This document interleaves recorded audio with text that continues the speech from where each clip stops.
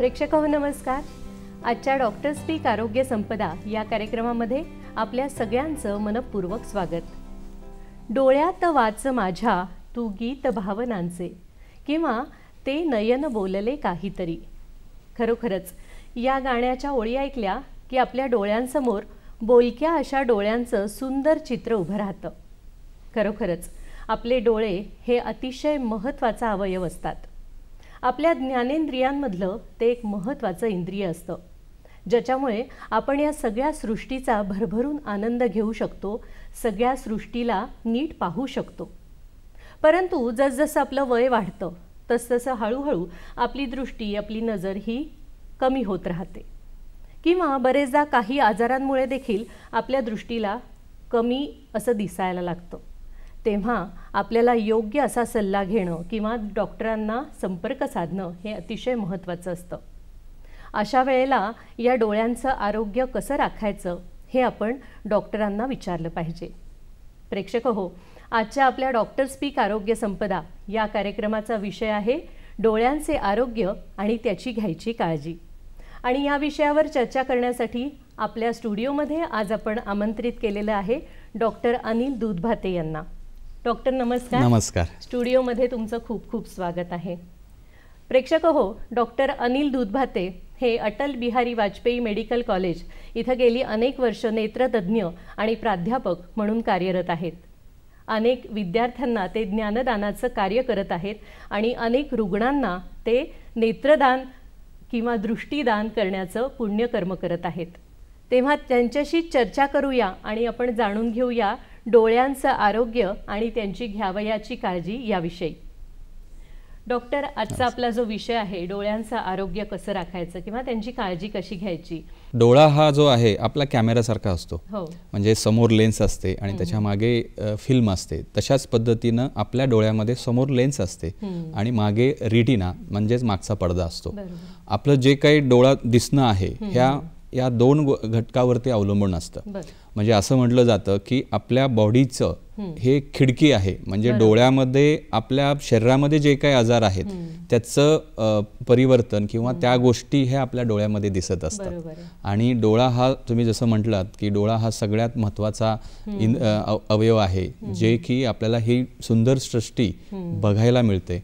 आणि या डोळ्याविषयी किंवा या डोळ्याची काळजी कशी घ्यायचं या संदर्भात आपण इथे एकत्र आलो. बरोबर आहे.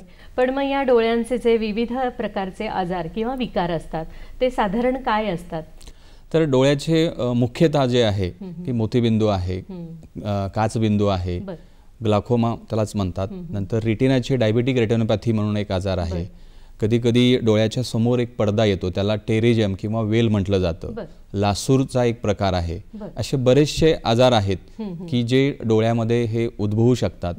तर हा जो काही आजार आहेत हे आपल्याला टाळण्यासाठी आपण काय करायला हवे. बरोबर आहे. आणि ह्याच्या बरोबरच काही जे ऋतुमानाच्या किंवा बदलामुळे जे आजार होतात म्हणजे संसर्गजन्य, ते कुठल्या प्रकारचे आजार असतात डोळ्यांचे. साधारणतः संसर्गजन्य जसं म्हटलं आता उन्हाळा चालू आहे तर उन्हाळ्यामध्ये डोळे कोरडे पडतात आणि त्यामुळं काय होतं की डोळे कोरडे पडल्यामुळं आपल्या डोळ्याच्या समोर एक पाण्याचा थर असतो, त्याला टिअर फिल्म म्हणतात.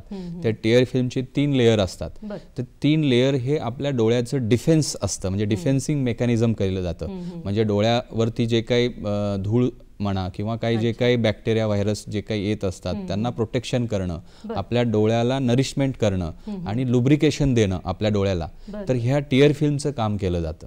हे टिअर फिल्म हे अतिशय महत्त्वाचं काम करतात. आणि जसं जसं हा ऋतुमान चेंज होतो, जसं की आता उन्हाळ्यामध्ये की डोळे कोरडे पडतात आणि मग लहान मुलामध्ये सुद्धा आणि ज्येष्ठ लोकांमध्ये सुद्धा डोळे हे कोरडे पडल्यामुळे डोळ्याला खाज येते, डोळे लाल होतात.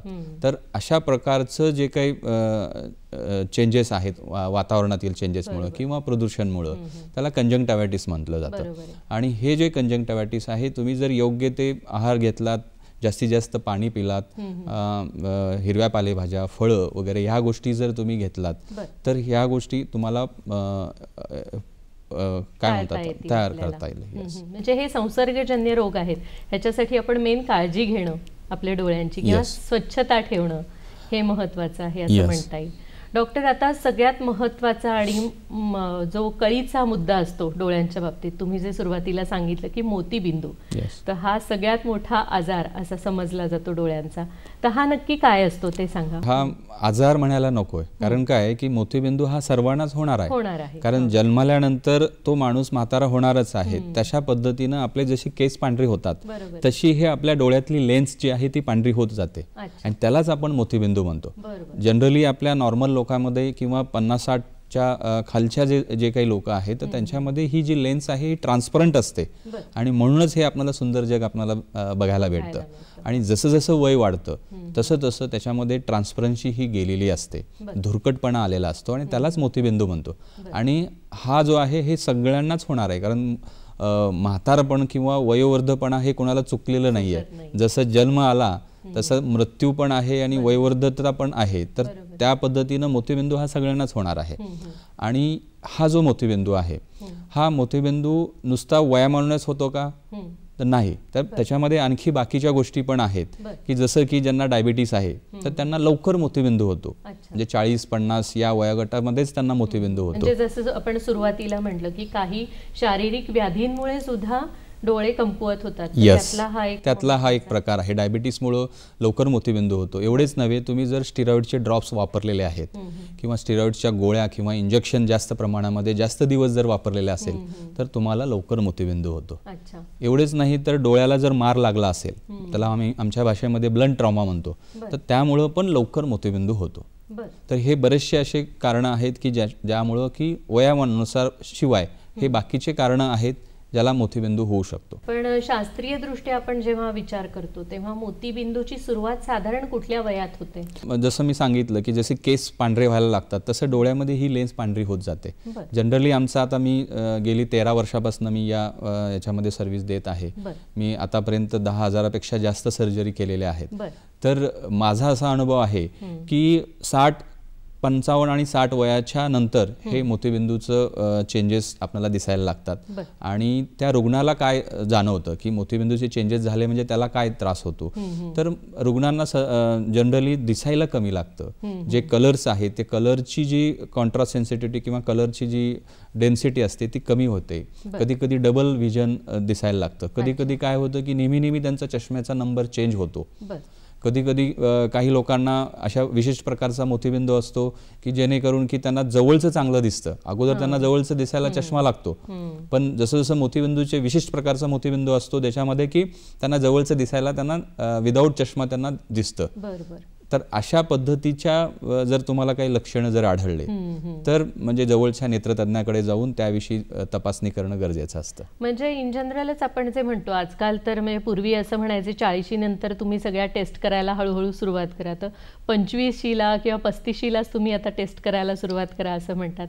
आणि मला असं वाटतं लोकांचं जे मोबाईल किंवा बाकीच्या गोष्टी वापर वाढलेला आहे किंवा स्क्रीन टाईम वाढलेला आहे आपण म्हणतो, त्याच्यामुळे पण ह्याचं लवकर सुरुवात होऊ शकते मोतीबिंदू. स्क्रीन टाईममुळं मोतीबिंदूवरती जास्त हे होत नाही, पण स्क्रीन टाईममुळे दुसरे आजार डोळ्यावरती होत असतात. बरोबर. जसं तुम्ही म्हटलात की आता 25 किंवा 20 वर्षापासून तुम्ही डोळ्याची तपासणी करायला हवी, तर मी तर असं म्हणेन की वयाच्या म्हणजे 3ऱ्या वर्षी आणि 7व्या वर्षापासून तुम्ही डोळे चेकअप करून घेतलं गेलं पाहिजे.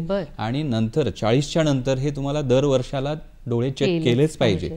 कारण काय होतं की 40च्या नंतर तुम्हाला जवळचं दिसायला प्रॉब्लेम येतो आणि हा वयामानुसारचा बदल आहे. त्याला अकोमोडेटिव्ह, आमच्या भाषेमध्ये अकोमोडेटिव्हमुळे तुम्हाला जवळचा नंबर लागतो आणि हा जो नंबर आहे जसं जसं तुमचं वय वाढत असतं त्या पद्धतीनं तुम्हाला त्याच्यामध्ये नंबरमध्ये वाढ तुम्हाला बदल दिसून येतो. आणि या विषयावर आपण बोलणारच आहोत डॉक्टर अनिल दुधभाते सरांशी.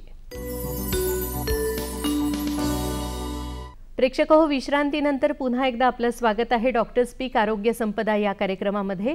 आजचा आपला विषय आहे डोळ्यांचे आरोग्य आणि त्याची घ्यायची काळजी. आपले तज्ज्ञ आहेत डॉक्टर अनिल दुधभाते सर. मोतीबिंदूचं जेव्हा आपल्याला निदान केलं जातं एखाद्या नेत्रतज्ञाकडे जाऊन, तर याचं नुसत्या औषधांवर भागतं किंवा काय, का लगेच शस्त्रक्रिया करावी लागते? मोतीबिंदूवरती ड्रॉप्स किंवा गोळ्या हा काय उपाय नाहीये. बरं.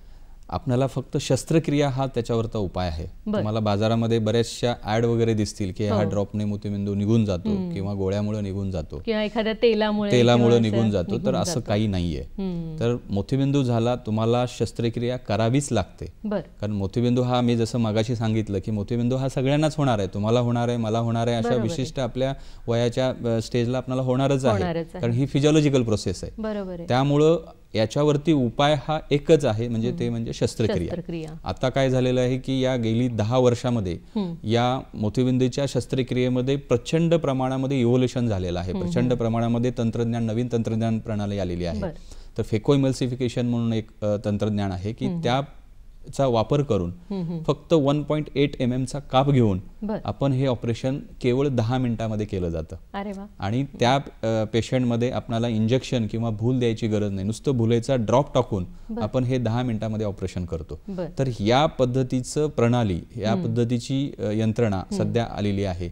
त्यामुळं हे जे ऑपरेशन आहे अतिशय सेफली, अतिशय सोयीस्कररित्या पेशंटला पण आहे आणि त्या पद्धतीचं रिझल्ट पण त्याच्यामध्ये आपल्याला जाणवतं. फक्त याच्यामध्ये एकच गोष्ट अशी असते की मोतीबिंदूचं ऑपरेशन जे आहे हे पूर्ण पिकेपर्यंत वाट बघू नका. कारण जास्त जर पिकलं तर आपल्याला जुनी पद्धत जी आहे त्या जुन्या पद्धतीमध्ये कसं असतं की 8 ते 10 mm चा काप घ्यावा लागतो आणि अख्खाच्या अख्खा मोतीमध्ये तो काढावा लागतो.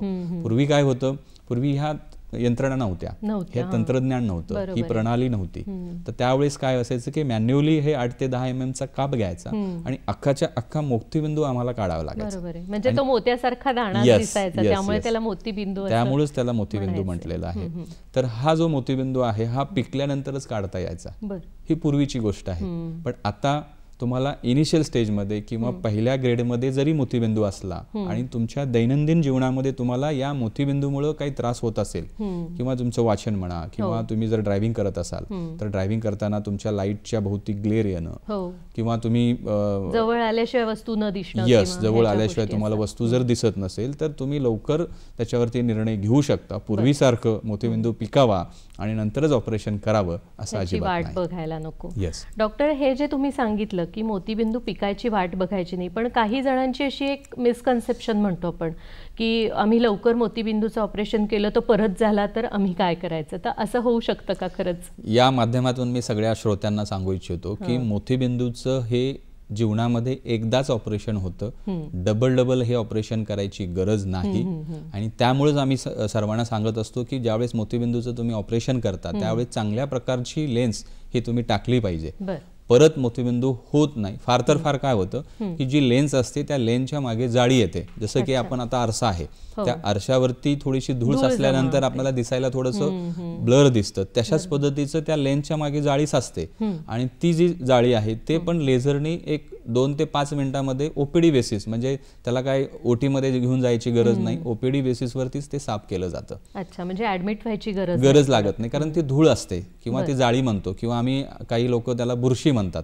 तर ही जी आहे हे 2 मिनिटांमध्ये या लेझरचा वापर करून ते आपल्याला साफ केलं जातं. आता तुम्ही जे सांगितलं मोतीबिंदूचं ऑपरेशन अगदी काही मिनिटाचं किंवा काही थोड्या वेळाचं असतं, तर एखादा ड्रॉप्स देऊन सुरुवातीला त्याचं थोडं लांब ठेवता येतं का अंतर, किंवा म्हणजे ऑपरेशन टाळता येतं का काही दिवस तरी?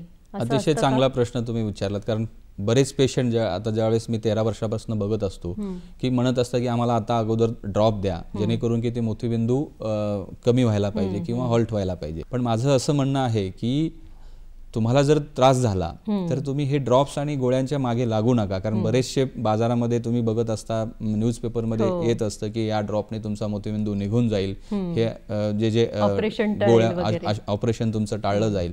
पण याच्या मागे न लागता तर तुम्हाला जर मोतीबिंदू आहे, आता अत्याधुनिक पद्धत आहे, तुम्हाला काहीच त्रास नाहीये, म्हणजे मोजून 10 मिनिटांमध्ये तुमचं ऑपरेशन केलं जातं, तुम्हाला कळलं पण जात नाही, तुमचं भुलेचं इंजेक्शन पण नाही द्यायची गरज आहे, नुसतं भुलेचा ड्रॉप टाकून आपल्याला हे ऑपरेशन करता येतं. बरोबर आहे. मग ह्या ऑपरेशन नंतर काय काळजी घ्यावी लागते आणि किती दिवस काळजी घ्यावी लागते? साधारणतः आता मी जे सांगितलं की जे MICS म्हणजे मायक्रो इन्सिजन कॅटरॅक्ट सर्जरी, जे फेको पद्धतीचा वापर करून आपण केलं जातं, त्याच्यामध्ये 1.8 mm चा काप असतो. तर साधारणतः 1 ते 2 आठवड्यामध्ये हे पूर्णपणे हील होतं. तरी आम्ही पेशंटला 3 आठवडे त्याची काळजी घ्यायला सांगत असतो. त्याच्यामध्ये ड्रॉप्स असतात जे की हे हिलिंग प्रोसेससाठी तुम्हाला उपयोगी पडतात. आता याच्या पलीकडे हे अजून एक तंत्रज्ञान आलेलं आहे, त्याच्यामध्ये फेमटो असिस्टेड कॅटरॅक्ट सर्जरी म्हटलं जातं. म्हणजे या फेमटो असिस्टेड कॅटरॅक्ट सर्जरी काय आहे, तर फेमटो लेझर म्हणून आहे, तर त्याचा वापर हे इन्सिजन घेण्यासाठी आणि जे काही मोतीबिंदू आहे त्याचे तुकडे करण्यासाठी वापर केला जातो. आणि जे तुकडे झालेले जे मोतीबिंदू आहे ते फेको प्रणालीचा वापर करून ते काढलं जातं. तर अशा पद्धतीचा तंत्रज्ञान वापरल्यामुळं पेशंट पण विदिन म्हणजे 4 तासामध्ये किंवा 5 तासामध्ये एकदम नॉर्मल होतं, त्यांना काही त्रास होत नाही, त्यांना दुसऱ्या दिवसापासून दिसायला लागतं. ही काही जादू जे आहे, ही जादू आपल्या ह्या ऑप्थॅल्मॉलॉजीच्या सब्जेक्टमध्ये आलेली आहे. आणि या सर्व गोष्टीचा म्हणजे मी नेहमी सांगत असतो की ही गोष्ट अगोदर नव्हती, म्हणजे ज्यावेळेस पिकल्याशिवाय करायचं नाही ही जी कन्सेप्ट आहे किंवा हे जे काही गैरसमज नाही, पण अगोदर तसं होतं, कारण जुनी पद्धत माइंडसेट झालेला आहे की पिकल्याशिवाय मोतीबिंदू करायचं नाही, कारण की फार दिवसापासून हीच कन्सेप्ट आहे आणि ती बरोबर होती, कारण त्यावेळेसची. आता ही नवीन टेक्नॉलॉजी आलेली आहे, तर म्हणजे काय आहे की नवीन टेक्नॉलॉजी तुम्हाला माहित नसले तर त्यामुळे काय होतं की आपणच आपल्या पायावरती दगड मारून घेतल्यासारखं होतं की तुम्ही पिकवता आणि मग जुन्या पद्धतीने आपल्याला ते ऑपरेशन करावं लागतं आणि मग त्याचा थोडा त्रास होतो, कारण काही इतका मोठा म्हणजे साधी गोष्ट आहे, तुम्हाला सुईने टोचलेलं आणि असं फाडलेलं तर जास्त त्रास तुम्हाला जास्त फाडलेलाच त्रास होतो, सुईने टोचलेलं थोडाफार त्रास होतो आणि नंतर कमी होतो. त्याची हिलिंग प्रोसेस पण लवकर होते. इव्हन जे मधुमेहाचे जे रुग्ण आहेत त्यांना पण ही जी मोठी 8 ते 10 कापाची जी काही सर्जरी आहे ती भरून यायला वेळ लागतो, कारण मधुमेहाच्या रुग्णामध्ये ही हिलिंग प्रोसेस थोडीशी कमी असते किंवा इन्फेक्शन होण्याचे चान्सेस जास्त असतात. तर हे जे आधुनिक पद्धत आहे, या आधुनिक पद्धतीमध्ये 1.8 चा काप घेऊन आपल्याला हिलिंग प्रोसेस पण फास्ट होते, मधुमेहासारख्या रुग्णामध्ये पण ती हिलिंग प्रोसेस लवकर येते. तर या गोष्टीचा वापर आपण आपल्या डोळ्याचं आरोग्य आपण चांगलं ठेवता येईल, मोतीबिंदू विरहित तुम्हाला राहता येईल. या ठिकाणी प्रेक्षक हो, आपण घेणार आहोत छोटीशी विश्रांती. कुठेही जाऊ नका, पाहत रहा डॉक्टर स्पीक आरोग्य संपदा हा कार्यक्रम. प्रेक्षक हो, विश्रांतीनंतर पुन्हा एकदा आपल्या सगळ्यांचं स्वागत आहे डॉक्टर स्पीक आरोग्य संपदा कार्यक्रमामध्ये. डॉक्टर, ब्रेकपूर्वी आपण बोलत होतो की मोतीबिंदूच्या शस्त्रक्रियेनंतर आपण काय काय काळजी घ्यायला पाहिजे. तर याच्यानंतर जेव्हा एखाद्याला चष्मा असतो, समजा मोतीबिंदूचं ऑपरेशन करण्याच्या आधी, तर तो जातो का नंबर? आता काय झालंय, जसं सांगितलं की 10 वर्षामध्ये इतक्या इव्होल्युशन झालेलं आहे, तंत्रज्ञान नवीन नवीन आलेलं आहे, त्याच पद्धतीनं जे मोतीबिंदू काढल्यानंतर जे आपण जी लेन्स डोळ्यामध्ये टाकत असतो त्या लेन्समध्ये पण आणखी जास्त प्रमाणामध्ये इव्होल्युशन झालेलं आहे, नवीन लेन्सेस आलेले आहेत. आता मल्टीफोकल लेन्सेस किंवा अकोमोडेटिव्ह लेन्सेस, ट्रायफोकल लेन्सेस किंवा इडॉफ लेन्सेस अशा लेन्सेस आहेत, आर्टिफिशियल लेन्सेस, की जे लेन्सेस आपण डोळ्यामध्ये टाकल्यानंतर तुमचा हा अगोदरचा नंबर पण निघून जातो. म्हणजे तुम्हाला जवळचं, लांबचं आणि मधलं पण तुम्हाला विदाऊट चष्मा हा दिसू लागतं. म्हणजे थोडंसं तरुणच करतात. येस, मला तेच म्हणायचं आहे की म्हणजे या 70व्या वर्षी किंवा 75व्या वर्षी मोतीबिंदूचं ऑपरेशन केल्यानंतर तुमची ही नजर 15 वर्षाच्या मुलासारखी होते. येस, आणि हा चमत्कार होण्यासाठी तुम्ही म्हणताय तसं लवकरात लवकर ते ऑपरेशन करून घेणं किंवा ते निदान होणं गरजेचं असतं. लवकरात लवकर म्हणण्यापेक्षा तुमच्या दैनंदिन जीवनामध्ये तुम्हाला जर अडचणी येत असेल त्यामुळं ते जास्त डिले न करता तुम्ही केलेलं बरं. डॉक्टर, काही वेळेस असं होतं एखाद्याचं म्हणजे नंबर घालवायचं ऑपरेशन केलेलं असतं आणि मग त्याला डायबिटीसचा त्रास आहे किंवा मग थोड्या दिवसांनी मोतीबिंदूचं ऑपरेशन सांगितलेलं आहे, तर अशा रुग्णांच्या बाबतीत काय सांगाल? अतिशय चांगला प्रश्न तुम्ही विचारलात की ज्यांचं चष्म्याचा नंबर घालवायचा म्हणजे लॅसिक सर्जरी झालेली आहे आणि त्यांना जर डायबिटीस असेल आणि त्यांना जर मोतीबिंदू जर करायचा असेल तर आपल्याला ही जी नवीन टेक्नॉलॉजी सांगितलेली आहे त्या टेक्नॉलॉजीचा वापर करून अतिशय व्यवस्थितरित्या ऑप्टिकल बायोमीटर म्हणून एक यंत्र आलेलं आहे की ज्याच्यामुळं आपली जी लेन्स आहे त्याची पॉवर किती आहे एकदम तंतोतंत पॉवर ती काढली जाते आणि या सगळ्या तंत्राचा वापर करून असे जे लॅसिक सर्जरी झालेले पेशंट आहेत, आता मी बरेचसे पेशंटचं ऑपरेशन केलेलं आहे ज्यांचे की अगोदर लॅसिक सर्जरी झालेला आहे, त्यांना डायबिटीस पण आहे, तर अशा पद्धतीमध्ये या तंत्राचा फेको प्रणालीचा आणि या ऑप्टिकल बायोमीटर या तंत्राचा वापर करून त्यांचं ऑपरेशन हे अतिशय चांगल्या पद्धतीनं केलं जातं आणि यशस्वी होतं आणि त्यांना जर चष्मा जर नको हवा असेल तर मी जसं आता सांगितलं की मल्टीफोकल, ट्रायफोकल किंवा इडॉफ लेन्सेस किंवा अकोमोडेटिव्ह लेन्सेस या लेन्सेसचा वापर करून परत ते विदाऊट चष्मा जवळचं आणि लांबचं ते हे सुंदर जग पाहू शकते. हे जे ऑपरेशन तुम्ही म्हणताय या लेन्स वापरायच्या, तर ह्या किती महाग असतात? बरेचसे नॉर्मल जे मोनोफोकल लेन्सेस जे आहेत तर त्याच्यापेक्षा हे थोडेसे महागडे असतात. पण मग शासकीय रुग्णालयात त्यात कमी दरात किंवा काही रुग्णांना मोफत ह्याच्यात दिले जातात का? नाही, आता कसं आहे की आपलं जे शासकीय रुग्णालयामध्ये जे आपण सर्जरी केल्या जातात त्या सर्जरी या DBCS म्हणजे ब्लाइंड चा एक प्रोग्राम आहे गव्हर्नमेंटचा, तर त्याच्या अंतर्गत ह्या सर्जरी केल्या जातात. तर यामध्ये फक्त मोनोफोकल लेन्सेस या घातल्या जातात. म्हणजे मल्टीफोकल लेन्सेस या जे आहे हे शासकीय याच्यामध्ये केल्या जात नाही. बरोबर, म्हणजे ते ॲडव्हान्स व्हर्जन आहेत. आणि समजा जर कुणाला वाटलं की बाबा आम्हाला ही मल्टीफोकल लेन्सेस हवे आहेत तर त्या पद्धतीचं प्रत्येक मेडिकल कॉलेजचं, प्रत्येक गव्हर्नमेंटचं वेगवेगळे पॉलिसीज असतात, त्या पॉलिसीनुसार त्या लेन्सेस त्यांना दिल्या जातात. म्हणजे कधी कधी काही योजनांचा फायदा होऊ शकतो. बरोबर. डॉक्टर, डायबिटीसच्या पेशंटसाठी ह्याचा काय तुम्ही DR ही जी कन्सेप्ट आहे ही काय असते नक्की? डायबिटीस, मधुमेह असणाऱ्या रुग्णामध्ये डायबिटिक रेटिनोपॅथी होण्याचे चान्सेस जास्त असतात. म्हणजे डायबिटिक रेटिनोपॅथी म्हणजे काय की डायबिटीस असणाऱ्या रुग्णामध्ये मागचा, जसं मी सांगितलं, मागचा पडदा त्याला रेटिना म्हटलं जातं. तर रेटिनामध्ये जे काही रक्तवाहिन्या असतात त्या रक्तवाहिन्या या डायबिटीस पेशंटमध्ये कमकुवत होतात किंवा लिकेज होतात, त्यामुळे रक्तस्राव आणि सूज येते, त्यालाच डायबिटिक रेटिनोपॅथी म्हणतात. तर हा जो डायबिटिक रेटिनोपॅथीचा जो आजार आहे त्यामुळे बऱ्याचशा लोकांचं या डायबिटिक रेटिनोपॅथीमुळे अंधत्व आलेलं आहे. कारण हा सगळ्यात महत्त्वाचा आणि सगळ्यात डेंजर म्हणायला काही हरकत नाही. कारण कसं आहे की मोतीबिंदू झाल्यानंतर मोतीबिंदू काढून आपण त्या ठिकाणी लेन्स टाकता येते, पण डायबिटिक रेटिनोपॅथी एकदा जास्त स्टेजला गेली की त्यावेळेस आपल्याला त्याच्यावरती ट्रीटमेंट आहे, पण ट्रीटमेंट आहे म्हणजे काय, त्याच पडद्याची आपल्याला डागडुजी करावी लागते. म्हणजे लेझर म्हणा किंवा अँटी-VEGF इंजेक्शन म्हणून आहे, किंवा फार जास्त प्रमाणात झालं तर आपल्याला विट्रेक्टॉमी प्रकारची एक सर्जरी ती करावी लागते. पण या सगळ्या गोष्टी केल्यानंतर, जसं मोतीबिंदूचं ऑपरेशन केल्यानंतर लख्ख दुसऱ्या दिवशी दिसतं, तसं या केसेसमध्ये दिसायला थोडंसं वेळ लागतो आणि पूर्णपणे नजर येत नसते आणि किचकट असतं. त्याच्यामध्ये एक गोष्ट मला सांगायची वाटते की डायबिटिक रेटिनोपॅथी जी कन्सेप्ट आहे, जी डायबिटिक रेटिनोपॅथी आहे, ही डायबिटिक रेटिनोपॅथी तुमच्या साखर जी असते शरीरातली ह्याचं जास्त जर फ्लक्च्युएशन होत असेल किंवा जर अनकंट्रोल फार दिवसापासून जर असेल तर यामुळे डायबिटिक रेटिनोपॅथीचे चान्सेस हे वाढत असतात.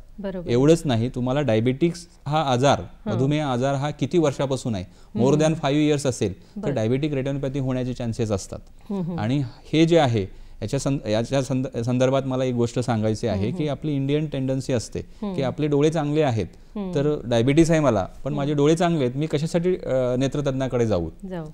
बरेचसे डायबेटॉलॉजिस्ट त्यांना ॲडवाईस करतात की तुम्ही नेत्रतज्ञाकडनं डोळे चेक करून घ्या. ते कधी कधी चष्म्याच्या दुकानात जातात, नुसते चष्म्याचा नंबर काढतात. पण यांना मला सगळ्यांना या माध्यमातून श्रोत्यांना आव्हान करायचंय की डायबिटीस असणाऱ्या रुग्णांनी दर वर्षाला एकदा नुसते डोळे चेक न करता मागचा पडदा हा चेक करून घेणं गरजेचं आहे. याचं कारण मी सांगणार आहे तुम्हाला. कारण काय की इनिशियल स्टेजमध्ये ज्यावेळेस तुमची नजर चांगली असते त्यावेळेस तुमच्या डायबिटिक रेटिनोपॅथीचे जर चेंजेस जर दिसले तर वेळीच त्याच्यावरती लेझर प्रणाली आणि इंजेक्शन या गोष्टीचा वापर करून आपल्याला ती जी डायबिटिक रेटिनोपॅथी आहे ती हॉल्ट करता येते. बरोबर आहे. म्हणजे उपाय होऊ शकतो. कारण काय की ज्यावेळेस तुमची नजर कमी होते डायबिटीसमुळे, डायबिटिक रेटिनोपॅथीमुळे, त्यावेळेस तुमच्या मागच्या पडद्यामध्ये जास्त प्रमाणामध्ये डायबेटिक रेटिनोपॅथीचं प्रोलिफरेशन झालेलं असतं आणि ज्यावेळेस जास्त प्रमाणात होतो त्यावेळेस आपल्याला ट्रीटमेंट करता येते, पण त्यामुळे जो काही प्रोग्नोसिस म्हणजे जो काही फायदा आहे नजरेचा तो जास्त येत नाही. म्हणून अर्ली डायग्नोसिस अर्ली ट्रीटमेंट हे फार गरजेचं आहे. डॉक्टर, आपण जेव्हा नेत्रतज्ञाकडे जातो तेव्हा डोळ्याचा नंबर तपासला जातो आणि त्याच्याबरोबर आजकाल सर्रास म्हणजे जो दाब घेतला जातो डोळ्यांवरचा, तर ते काय असते, ती पद्धत काय आहे? तर तुम्ही जसं सांगितलात की जे दाब जो आहे, जसं ब्लड प्रेशर आपल्या शरीरामध्ये जे ब्लड असतं त्याचं प्रेशर मोजलं जातं, त्याला बीपी ब्लड प्रेशर म्हटलं जातं. तसंच आपल्या डोळ्यामध्ये, डोळा हा फुगीर असतो, त्याच्यामध्ये जेल असतं, त्याला विट्रेस असं म्हटलं जातं. तर डोळ्यामध्ये एक प्रेशर, विशिष्ट प्रकारचं प्रेशर असतं, तर ते प्रेशर हे मोजलं जातं, त्यालाच इंट्राऑक्युलर प्रेशर म्हणतात. कारण काय, हे नॉर्मली 10 ते 21च्या रेंजमध्ये असतं. समजा ते 21 पेक्षा जास्त जर प्रेशर जर असेल तर काय होतं की त्या प्रेशर वाढल्यामुळं मागच्या नसेवर, दृष्टीचेतेवर त्याचा परिणाम होतो आणि त्यालाच ग्लॉकोमा किंवा काचबिंदू म्हटलं जातं. आणि हे जे आहे काचबिंदू हे जनरली 40 किंवा 45 वयाच्या पुरुषामध्ये किंवा स्त्रियामध्ये जास्त आढळून येतं. तर याच्यासाठी अनुवंशिकता पण याच्यामध्ये रिस्क फॅक्टर आहे, कारण ज्यांच्या आईवडिलांना काचबिंदू आहे तर त्यांच्या मुलांना होण्याचे चान्सेस हे जास्त असतात. त्यामुळे मला सगळ्यांना असं आव्हान करायचं आहे की 40 वय झाल्यानंतर तुम्ही दरवर्षाने एकदा डोळ्याची चेकअप, म्हणजे नुसतं चष्म्याचा नंबर नव्हे तर डोळ्याचं प्रेशर पण चेक करणं गरजेचं आहे. आणि जर त्यामध्ये तुम्हाला जर मधुमेह असेल तर मागचा पडदा पण चेक करणं गरजेचं आहे. या विषयावर आपण अजून बोलणारच आहोत डॉक्टरांशी, पण या ठिकाणी आपण एक छोटीशी विश्रांती घेणार आहोत. पाहत रहा डॉक्टर स्पीक आरोग्य संपदा हा कार्यक्रम. प्रेक्षक हो, विश्रांतीनंतर पुन्हा एकदा आपल्या सगळ्यांचं स्वागत आहे डॉक्टर स्पीक आरोग्य संपदा कार्यक्रमामध्ये. डॉक्टर, विश्रांतीपूर्वी आपण बोलत होतो की काचबिंदू हा कसा होतो किंवा का होतो, तर ह्याच्याविषयी आम्हाला अजून माहिती सांगा. काचबिंदू जसं मी सांगितलं की डोळ्यातलं प्रेशर जर वाढलं, 21 पेक्षा जास्त झालं आणि त्याच्यामध्ये मागच्या नसेवर त्याचा जर इफेक्ट झाला तर त्याला काचबिंदू म्हटलं जातं. जनरली हा आजार जो आहे तो अनुवंशिक असतो. तुमच्या जर आईवडिलांना जर असेल तर तुम्हाला होण्याची शक्यता जास्त असते, म्हणजे 100% तुम्हाला होईलच असं नाहीये, पण तुम्हाला होण्याची शक्यता जास्त असते. पण म्हणजे अनुवंशिक म्हणजे डायबिटीज किंवा बीपी किंवा हार्ट नाही, ज्यांना काचबिंदू आहे आईवडिलांना अशा लोकांना हे होण्याची शक्यता असते. आणि त्याच्यामध्ये मग तुम्हाला जर चष्म्याचा नंबर असेल, मायोपिया असेल किंवा हायपरमेट्रोपिया असेल किंवा काही जणांना डायबिटीज बीपीचा आजार असेल तर त्यांना पण होण्याची ही शक्यता असते, कारण these are the risk factors. तर काचबिंदू जे आहे तर ह्याच्यासाठी काय म्हणजे उपाय आहे का, तर येस, त्याच्यावरती उपाय आहे. पण याच्या संदर्भात मला एक सगळ्यांना सांगायचं आहे की काचबिंदूचं मी तुम्हाला म्हटलं की 40च्या नंतर तुम्ही दर वर्षाला तुम्ही चेक करत जावा. याचं कारण काय आहे की जर तुम्ही दर वर्षाला चेक केलात आणि जर डिटेक्ट झालं तर अर्ली डायग्नोसिस केलं तर त्याच्यावरती अर्ली ट्रीटमेंट करून ते हॉल्ट करता येते. कारण काय की काचबिंदूमुळे गेलेली नजर ही कधीही परत येत नाही. डॉक्टर, काचबिंदू हे मोतीबिंदूपेक्षा कसं वेगळं असतं? मोतीबिंदू जसं सांगितलं की लेन्स ही पांढरी होते आणि त्यालाच मोतीबिंदू म्हटलं जातं. काचबिंदू हे मिजनॉमर आहे, जे ऍक्च्युअली असं बिंदू असं काही नसतो आपल्या डोळ्यात. तर काचबिंदू तुम्हाला सांगितलं की डोळ्यामधले जे काही विशिष्ट असं प्रेशर 10 ते 21च्या दरम्यान असतं ते जर वाढलं आणि ते मागच्या नसेवर त्याचा जर इफेक्ट झाला तर ती नस जी आहे ती सुकून जाते. आणि सुकलेली नस ही कितीही ट्रीटमेंट केली, लेझर करा किंवा औषधोपचार करा किंवा सर्जरी करा, ही परत येत नाही. इरिव्हर्सिबल डॅमेज असते, बसवता येत नाही आणि वेगळी पण बसवता येत नाही. जसं मी सांगितलं की मागचा पडदा आणि नस त्याच्यावरती सध्या संशोधन चालू आहे की ती रिप्लेस करता येते का, पण ते आणखी आपल्याला सक्सेस नाही भेटलेलं त्या संदर्भात. त्यामुळे यामुळे जी नजर गेलेली आहे ती कधीच परत येत नाही. याच्यावरती एकच उपाय आहे की अर्ली डायग्नोसिस, म्हणजे तुम्ही लवकर त्याचं निदान करणं आणि ती जी प्रोसेस आहे ती हॉल्ट करण्यासाठी ते कोणत्या स्टेजला काचबिंदू झालेला आहे त्याचे ग्रेडिंग असतात, त्यानुसार तुम्हाला ड्रॉप्स हे टाकावे लागतात काचबिंदूचे, आणि तेही लाईफ लॉंग. जसे बीपी किंवा डायबिटीसचे आपण गोळ्या घेतो आणि ते जे आहे ते लाईफ लॉंग आपल्याला घ्यावे लागतात. कारण काय की गोळ्यांनी काय होतं की शुगर आणि बीपी कंट्रोल राहतो. तशाच पद्धतीनं काचबिंदूचे जे काही ड्रॉप्स आहेत त्याच्याने तो काच प्रेशर जो आहे तो कंट्रोल ठेवतो. आपण जर काच ड्रॉप जे आहेत त्याचे ते जर बंद केले तर परत प्रेशर वाढत असतं. त्यामुळं एकदा तुम्हाला काचबिंदू झाला असं सांगितलं तर लाईफ लॉंग मरेपर्यंत तुम्हाला हे ड्रॉप्स टाकावे लागतात. मरेपर्यंत तुम्हाला दर वर्षाला चेकिंग करावं लागतं. या चेकिंगमध्ये पेरिमेट्री म्हणून एक तपासणी असते आणि ओसीटी मागच्या पडद्याचं जे काही ऑप्टिक नर्व जे आहे, नेहमी म्हणतो की ज्या नसेमुळं ज्या नसेवरती हे प्रेशर इफेक्ट करतं किंवा जी नस सुकून जात असते त्या नसेची तपासणी दर वर्षाला करायला हवी आणि त्याची काळजी घ्यायला हवी. जसे तुमचे नेत्रतज्ञ सांगतील, कधी कधी 6 महिन्यांनी आम्ही बोलवतो, कधी 3 महिन्यांनी बोलवतो. ते कोणत्या स्टेजला काचबिंदू आहे त्यानुसार त्यांना फॉलोअप किंवा आम्ही बोलवत असतो. तर या सगळ्या यंत्रणाचा, या सगळ्या तंत्राचा वापर करून काचबिंदू आपल्याला कंट्रोलमध्ये ठेवता येतं. डॉक्टर, आता काचबिंदूकडनं आपण थोडंसं आपल्या दृष्टीकडे वळूयात. मला असं वाटतं आजकाल जे मी कसा दिसतो किंवा मी कशी दिसते ह्याच्यासाठी चष्मा नको असं बऱ्याच मुलामुलींचं असतं, किंवा 25 नंतरही काही जणांना चष्मा लागतो. त्यांना असं वाटतं मला चष्मा नाही लावायचा आहे. मग ह्याच्यासाठी काय सर्जरी आहे? असे बरेचसे म्हणजे विशेषतः मुली जे आहेत त्यांना लग्नाच्या आहेत, त्यांना जाड भिंगाचा जर चष्मा असेल -4, -5, -6, किंवा मुलं सुद्धा ज्यांना पायलटमध्ये जायचं आहे किंवा जिथं चष्मेची गरज नाही किंवा चष्मा तिथं वरज आहे, चालत नाही, तर अशा ठिकाणी तर हे सर्व मुलं किंवा मुली हे चष्म्याचा नंबर घालवण्यासाठी येत असतात. तर हा आता मी जसं सांगितलं या 10 वर्षामध्ये इतक्या संशोधन झालेलं आहे, इतक्या नवीन नवीन प्रणाली आलेल्या आहेत. तर चष्मा घालवण्यासाठी पण लॅसिक सर्जरी, लेझर, एक्झेमर लेझर म्हणून असतं. तर या लेझरचा वापर करून हा जो तुमचा चष्म्याचा नंबर जो आहे हा घालवला जातो. तर आता हा जो नंबर आहे सरसकट जाईल का? नाही. त्याच्यासाठी काही क्रायटेरिया असतात, त्याच्यासाठी काही तपासण्या असतात आणि त्या तपासण्यामध्ये त्या क्रायटेरियामध्ये जर तुम्ही बसलात तरच तुमचा हा नंबर कोणत्या पद्धतीने घालवला जातो हे सांगितलं जातं. बरोबर. म्हणजे सगळ्यांना हे ऑपरेशन करता येईलच असं नसतं. यस, सगळ्यांना करता येत नाही, पण मॅक्झिमम लोकांना करता येतं. पण त्यासाठी तुमच्या जवळच्या नेत्रतज्ञाकडे जाऊन याच्या काही विशिष्ट अशा तपासण्या असतात. कॉर्नियल टोपोग्राफी म्हणजे काय की समोरचं जे बुबुळ आहे त्याच्यावरती प्रक्रिया करून हा नंबर घालवला जातो. म्हणजे जो काही तुमचा -4 असेल, -3 असेल किंवा -6 असेल, तर हा जो नंबर आहे हा समोरच्या बुबुळावरती प्रक्रिया केली जाते आणि तिथून तो नंबर घालवला जातो. त्या बुबुळाचं स्टडी केला जातो अगोदर, किंवा हे बुबुळ जे आहे त्याची थिकनेस किती आहे, किती प्रमाणात थिकनेस आहे, किंवा काय आजार त्या बुबुळामध्ये आहेत का.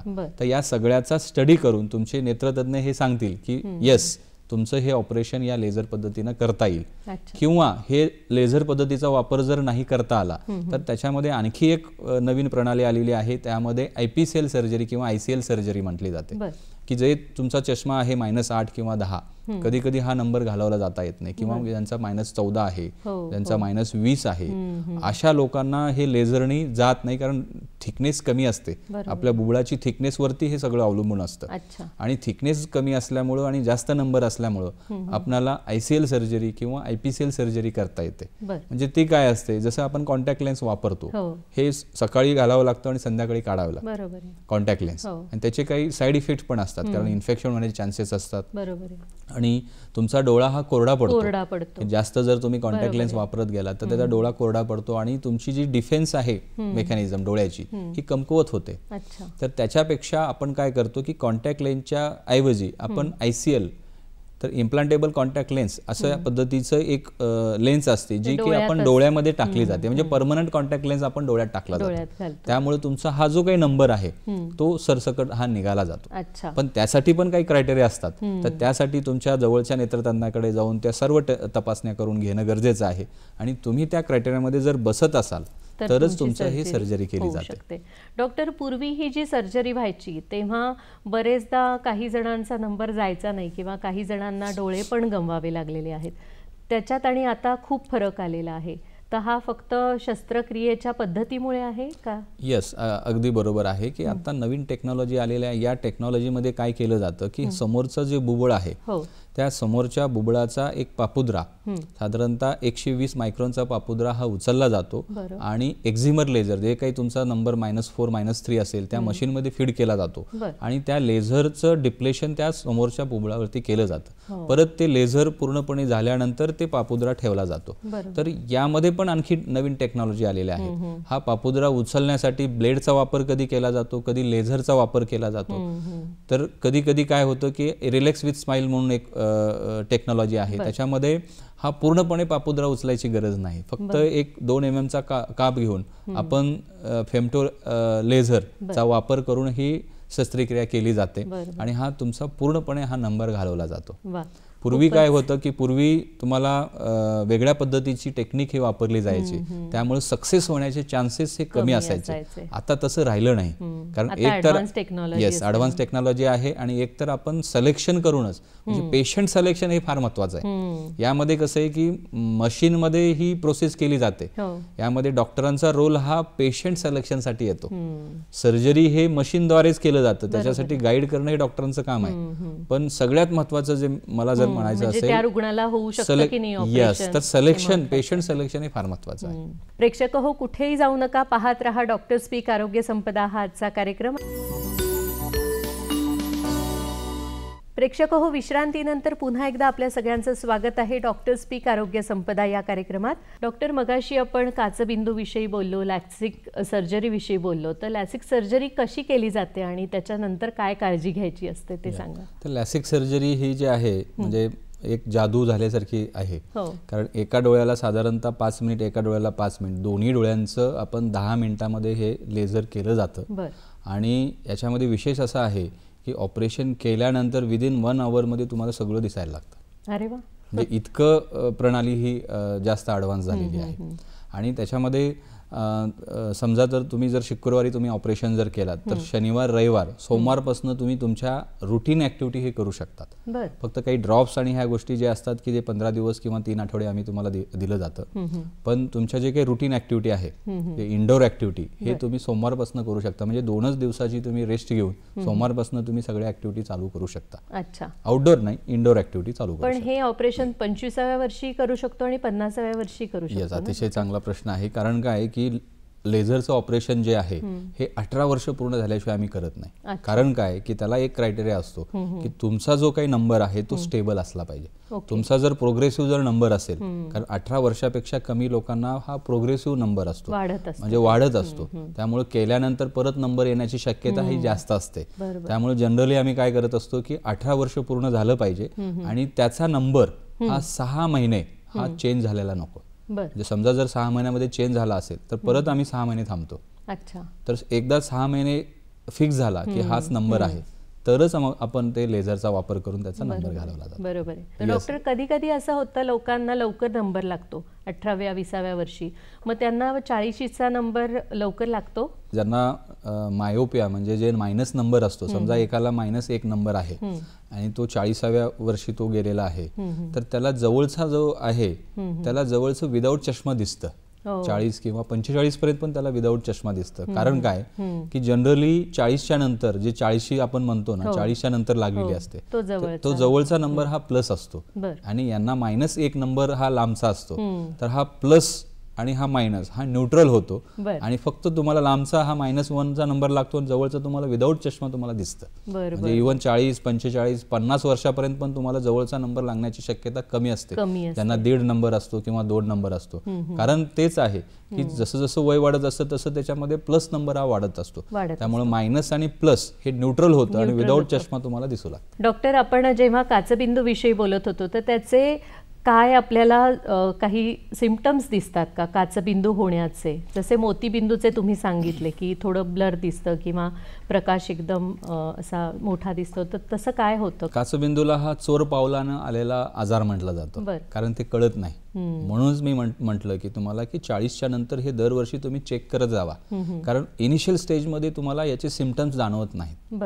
किंवा कमी जर दाब असेल, म्हणजे 30 पेक्षा कमी असेल आणि 21 पेक्षा जास्त असेल तर तुम्हाला काहीच सिम्पटम नसतात, म्हणजे तुम्हाला कळत पण नाही, कारण तुम्हाला दिसण्यामध्ये पण व्यवस्थित दिसतं आणि तुम्हाला त्याचे सिम्पटम पण जाणवत नाहीत. त्यासाठीच मी सगळ्यांना आवाहन करतो की 40 आणि 45च्या नंतर हे तुम्ही दर वर्षाला एकदा चेक करणं गरजेचं आहे.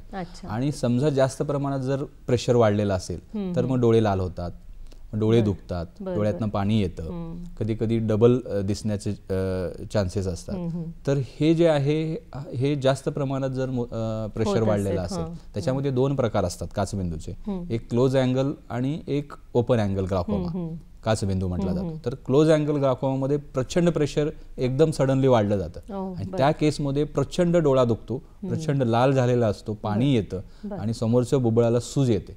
तर त्याचं डायग्नोसिस हे लगेच केलं जातं आणि त्याच्यासाठी ट्रीटमेंट ही इमर्जन्सी ट्रीटमेंट असते, म्हणजे लगेच आपण त्याच्यावरती लेझर किंवा इंजेक्शनद्वारे प्रेशर कमी करायचं औषध देऊन ते आपण प्रेशर कमी केलं जातं आणि लेझरद्वारे ते आपण प्रेशर कमी केलं जातं. पण जो ओपन अँगल ग्लॉकोमा आहे, जो 80% 70% लोकांमध्ये हा ओपन अँगल ग्लॉकोमा असतो. क्लोज अँगल ग्लॉकोमा कमी लोकांमध्ये असतो आणि तो लगेच जाणवतो. तर ओपन अँगल ग्लॉकोमा जो आहे तो जास्त डेंजर असतो, कारण ते कळत नाही. त्याच्यामुळे लोकांना काय वाटतं, माझी नजर चांगली आहे, मी का जाऊ डॉक्टरांकडे. बरोबर आहे. डॉक्टर, कम्प्युटरचा वापर खूप वाढलाय सध्या आणि लॉकडाऊन नंतर तर आपण मोबाईल म्हणजे आपला रोजच्या क्षणाचा, प्रत्येक क्षणाचा साथीदार झालाय. तर त्याच्या वापरामुळे, स्क्रीन टाइम वाढल्यामुळे डोळ्यांना काय त्रास होतो? कोविड नंतर सगळं ऑनलाईन झालेलं आहे, म्हणजे तुमच्या मीटिंग पण ऑनलाईन झालेल्या आहेत, शिक्षण पण ऑनलाईन झालेलं आहे आणि जास्तीत जास्त तुमचा कम्प्युटर आणि टीव्ही आणि मोबाईलचा वापर जास्त झालेला आहे, त्याची सवय लागलेली आहे. तर याच्यामध्ये मला असं सांगायचं आहे की जसं मगाशी मी सांगितलं सुरुवातीला, की आपल्या डोळ्याच्या समोर एक पाण्याचा थर असतो, तो आपल्याला दिसत नाही, त्याला टिअर फिल्म म्हणतात. त्याचे 3 लेयर असतात. तर हा जो लेयर आहे आपल्या डोळ्याला लुब्रिकेशन करतं आणि डोळ्याला थंडावा देतं आणि नरिशमेंट करतं. तर या सगळ्या स्क्रीनचा वापर करून या लेअरमध्ये डिफेक्ट होतो, म्हणजे हा लेअर हा कमी होतो किंवा त्याची क्वालिटी किंवा क्वांटिटी ही कॉम्प्रोमाइज होते आणि त्यामुळे ड्रायनेस येतो डोळ्याला, डोळा कोरडा पडतो. आणि हा जो डोळा कोरडा झाला तर डोळे लाल होतात, डोळे चोळावेसे वाटतात, डोळ्यांना असं काहीतरी हेवीनेस वाटतं, डोळ्यामध्ये काहीतरी असल्यासारखं वाटतं, म्हणजे तुम्ही कम्फर्टेबल राहत नाही. तुमच्या डे टू डे ॲक्टिव्हिटीमध्ये तुम्हाला डोळ्यामुळे तुम्ही अस्वस्थ राहता. तर ह्या ज्या गोष्टी जर टाळायच्या असेल तर तुम्ही काय केलं पाहिजे? तर ह्या गोष्टी जर टाळायच्या असेल तर तुम्ही तुमच्या आहारामध्ये जास्तीत जास्त पाणी ठेवलं पाहिजे, जास्तीत जास्त ग्रीन व्हेजिटेबल्स, फळं ठेवलं पाहिजे. त्याचसोबत तुमचा जर स्क्रीन टाइम जास्त असेल तर स्क्रीनचा वापर करत असताना किंवा आता जे सॉफ्टवेअरवाले जे असतात त्यांना कंटिन्यू 8 ते 10 तास काम करावं लागतं, तर त्यांना हे टाळता येत नाही. तुम्हाला स्क्रीन टाइम तुम्हाला वापरावेच लागतं. तर त्यांना मला असं आव्हान करायचं आहे की तुम्ही 20-20-20 हा फॉर्म्युला वापर करा. तर हे 20-20 काय आहे? तर पहिला 20 जो आहे तर तुम्ही स्क्रीन टाइम किंवा काही वापर करत असताना तुम्ही 20 मिनिटच हा कम्प्युटरचा वापर बघा. याचं कारण काय की ज्यावेळेस तुम्ही एखादी गोष्ट बघत असता त्यावेळेस तुमची ब्लिंकिंग जी आहे ही कमी होते. नॉर्मली 10 ते 15 ब्लिंक्स पर मिनिट होत असतात, पण ज्यावेळेस तुम्ही एखादी गोष्ट बघता त्यावेळेस तिची जी ब्लिंकिंग रेट जो आहे तो कमी होतो आणि त्यामुळे ड्रायनेस येण्याची शक्यता जास्त असते. आणि हा 20 जो आहे तो 20 मिनिटासाठीच तुम्ही स्क्रीन टाइम वापरायचा आणि 20 मिनिटासाठी नंतर तुम्ही काय कराल तर 20 फूटवरती जे काही वस्तू असेल त्याच्याकडे 20 सेकंद बघायचं आणि परत मग तुमचं जे काही काम आहे ते 20 मिनिटासाठी करायचं. ही जी सायकल आहे, तुम्हाला 8-10 तास जर काम करायचं असेल तर 20 मिनिटासाठी स्क्रीन बघायचं, 20 फुटावरील एखाद्या वस्तूकडे 20 सेकंदसाठी बघायचं आणि परत तुमचं काम चालू करायचं. तर ही जर गोष्ट केलात तर तुमचं जे काही ब्लिंकिंग रिफ्लेक्स आहे, ब्लिंकिंग जे मेकॅनिझम आहे ते व्यवस्थित होऊन तुम्हाला ड्रायनेस जो होत असतो तो कमी होईल. याच्यासोबतच आणखी एक गोष्ट मला सांगावीशी वाटते की जर AC असेल तर AC मुळे पण ड्रायनेस वाढतो आणि ते एक कॉन्ट्रीब्युटरी फॅक्टर त्याच्यामध्ये येतो. तर या गोष्टीचा जर वापर केलात आणि शिवाय आता काही ARC कोटिंग म्हणजे अँटी रिफ्लेक्टिव्ह कोटिंग ग्लासेस वगैरे भेटतात किंवा त्या स्क्रीन गार्ड असतं त्याच्याने गॉगल्स वगैरे भेटतात. तर या गोष्टीचा वापर करून आपल्याला थोडीशी रिस्क कमी करता येते, पण ते पूर्णपणे कमी होत नाही. तर या 20-20-20चा जर फॉर्म्युला यूज केलात तर निश्चितच तुम्हाला याचा फायदा होणार आहे. डॉक्टर, खूप मोलाचं असं मार्गदर्शन तुम्ही आज केलेलं आहे, खूप महत्त्वाची माहिती दिली आहे. जाता जाता आपल्या प्रेक्षकांना काय सांगाल? जाता जाता मी प्रेक्षकांना असं सांगू इच्छितो की जर तुम्हाला जर मोतीबिंदू झाला असेल तर दैनंदिन जीवनामध्ये जर तुम्हाला त्याच्यामुळं जर अडचणी येत असेल तर 100% तुम्ही मोतीबिंदूचं ऑपरेशन करून घ्या. गोळ्या किंवा ड्रॉपच्या मागे लागू नका आणि अत्याधुनिक पद्धती असल्यामुळं तुम्हाला अतिशय छानरित्या मोतीबिंदूचं ऑपरेशन करून तुम्ही आणखी चांगलं सुंदर जग पाहू शकाल. दुसरी गोष्ट म्हणजे ग्लॉकोमा म्हणजे काचबिंदू. जर कोणाच्या घरी आईवडिलांना जर ग्लॉकोमा असेल, काचबिंदू असेल तर तुम्ही दर वर्षाला तुमचं डोळा किंवा IOP इंट्राऑक्युलर प्रेशर चेक करणं गरजेचं आहे.